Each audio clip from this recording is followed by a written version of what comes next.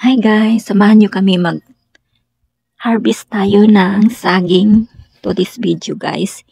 Ito pala yung aming saging.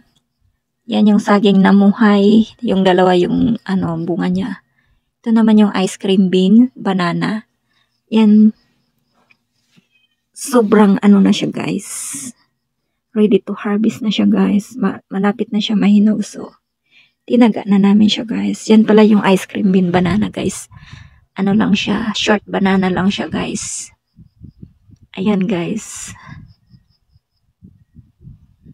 Nahawakan ko lang siya guys kasi hindi siya mataas na banana, short lang siya.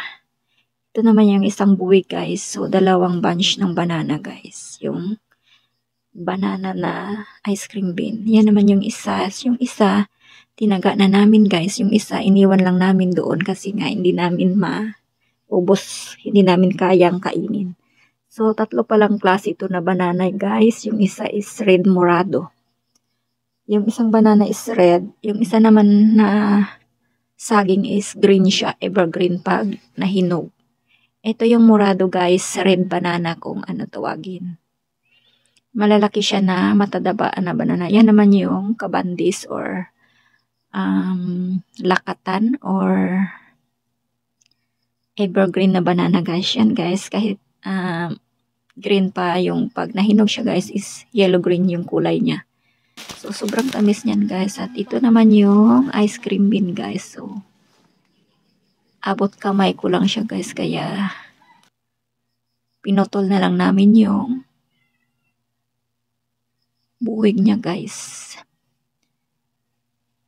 Ayan guys, pinuputol ko na siya. Kasi nga, abot kamay ko lang. At hindi masyadong mataas yung saging. Yung puno ng saging is short lang siya. So, ganyan guys. Sobrang tamis din siya pag nahinog guys. Ito naman yung morado or red banana guys. Yung kulay maroon yung bunga niya guys. So, yan na nga.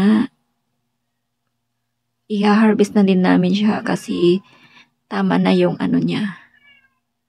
Pwede na siyang i-harvest. Tama na yung gurang, mong tawag doon. Eksakto na siya i-harvest guys. Ayan, dahan-dahan nga namin pinutol yung puno niya kasi nga mataas itong saging na to.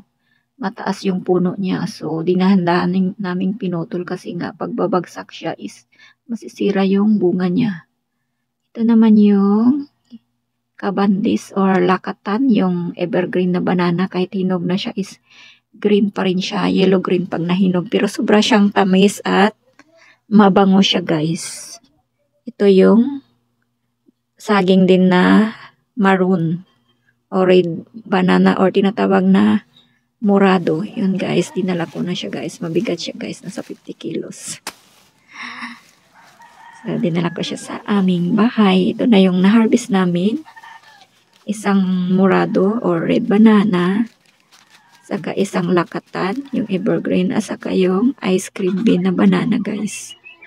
So, yung isa doon guys, iniwan pa namin. Maybe mga next week namin siya i-harvest. So, thank you for watching. Bye-bye!